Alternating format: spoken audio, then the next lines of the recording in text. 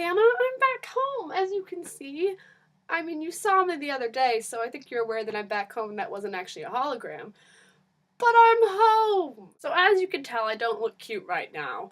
I didn't just wake up. I woke up about an hour, half an hour ago, and then I watched a lot of New Girl. And now I'm still not wanting to get cute because it's a lot of effort. Even though this video is not going to get a lot of views because I'm not looking cute. Have you ever noticed that our views tend to be directly proportionate to like how cute we look? I would feel like upset about that, except for the fact that I totally sometimes click YouTube videos just because there's like a cute boy, specifically a British boy, so I can't really judge. You did a very successful job at updating everyone on why I didn't make a video. You were correct. It was because I had finals week, though I think my pants video was made during finals week. I'm not sure. I don't really remember. And then I had a packing debacle, so let me tell you about that. I packed to go home, and obviously that means a lot of stuff, because I have too much stuff. That's the one thing I've learned. Too much stuff. No one needs as many clothes as I have. Good lord. But so I packed, and coming to Chicago, we had these two giant duffel bags, like giant, like I could fit like 6 dead bodies in there, giant. My red suitcase, my like duffel bag, and then this big black suitcase. Okay. Well, we left everything there except for the big black suitcase, and like at no point did I like realize that this was gonna be a problem. So then when I was packing, I had a lot of clothes, and I mean like a lot that weren't fitting. And this was the day before I left, and of course like I put off packing because like you can't like function if everything's packed up. So I was like, shit. And I had a little mental breakdown, and it was sort of related to a lot of other stress and silly things, and I just was very upset and depressed and had a mental breakdown the night before I left. But luckily, Alec was a wonderful person, my current boyfriend, and he basically just like, we were like basically lying in the midst of like boxes and suitcases, and I was just like lying there because getting up seemed like a lot of effort, and he was just like holding me and being like, it's okay, you're not gonna die from this.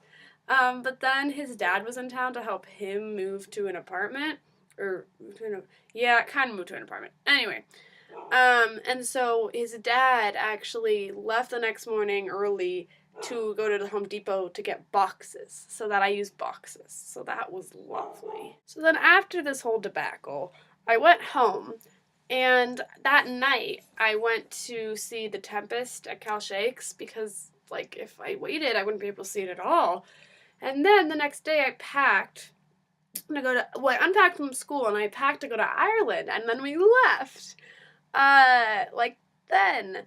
And then we were there for 2 weeks, which was good. It was a very good trip. I like Ireland.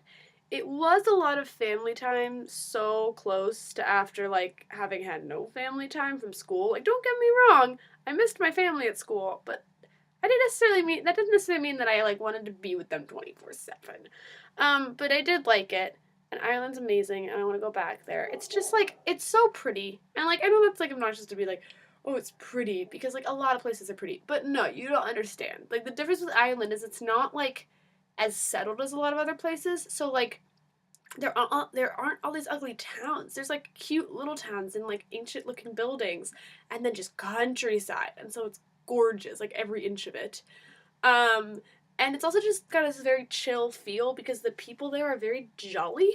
Like, there's no other way to describe it. And they were all very nice. Like, even if they, like, you had a problem with service, like, everyone could talk to each other like civil human beings, and, like, calmly, though. Like, it wasn't, like, a big deal.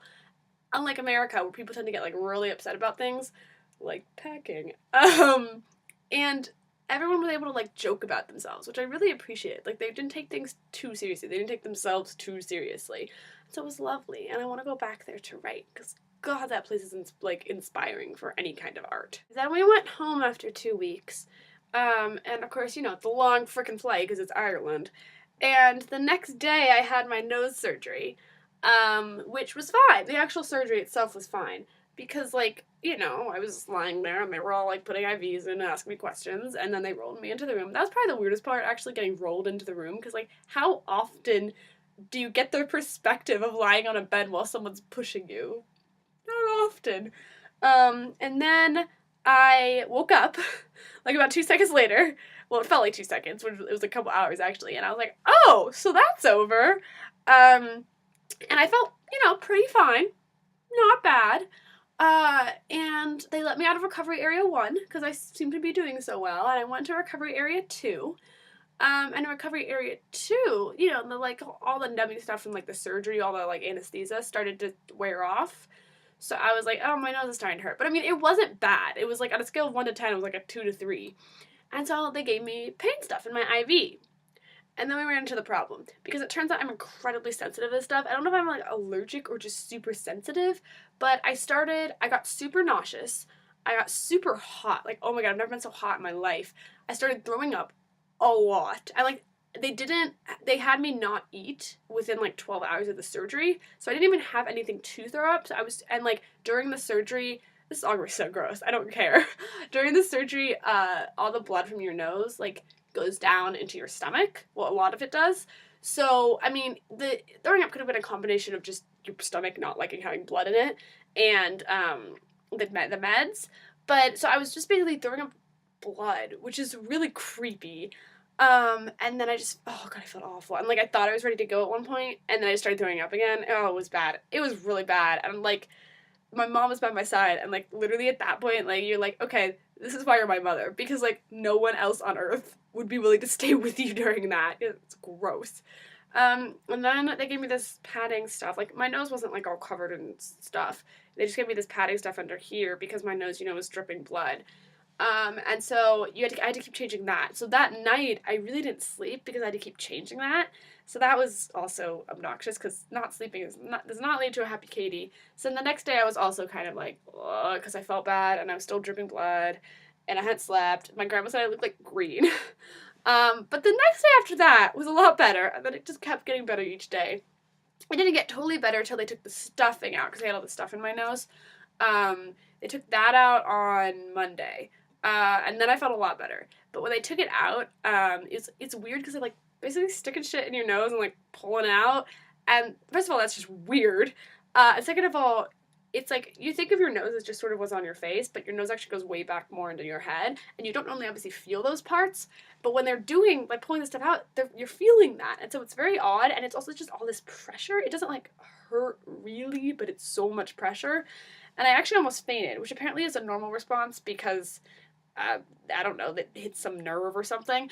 But so that was an experience.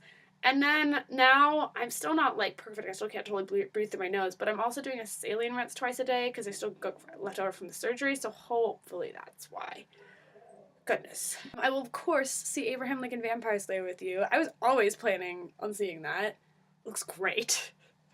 I mean, okay, not like artsy Oscar-winning film here, but very entertaining, really. I started working at Ulysses Press again, the publishing house where I worked last year, so that's nice, because it's a job I actually like, which is good. Oh, I started watching Game of Thrones! Yeah, so I kept hearing from people at school that I, like, had to watch this show, and yeah, I mean, I heard this from many people, so I was like, okay, I'll watch this show. My dad and my sister started reading the books, and they said that they were kind of, like, okay. Like, they were good, but they were way too slow. Like, they need a lot of editing. They're just way too slow moving. So I'm kind of debating if I even want to read them. But we did start watching the show, which is good. Like, it's a very good show, and it's very intriguing, and I like it. The one problem is all the boobies. Oh my god, I have never seen a show in my life with so many boobs. Like, not even Sex and the City, which you'd think would have boobs. No, this show wins. Every single episode, there's like 20 different pairs of boobs. Oh my god. Now, we did see some of a dude's junk the other day. And, you know, they've got, like, a homosexual relationship going on, and, like, all these heterosexual relationships, and they clearly try to, like, show you the nakedness of everyone equally, and all the sexual things of everyone. But it's like, can you just cut that out? Like, I realize some of it's in the book, and some of it is plot relevant, I will admit. Like, this one girl marries this scary-looking dude, like, oh my god, he's scary-looking. And he originally, when he starts, like, says he marries her, but it's like an arranged marriage. He's like very, very rough with her, but then like over time they like start like being more gentle because they actually start falling for each other.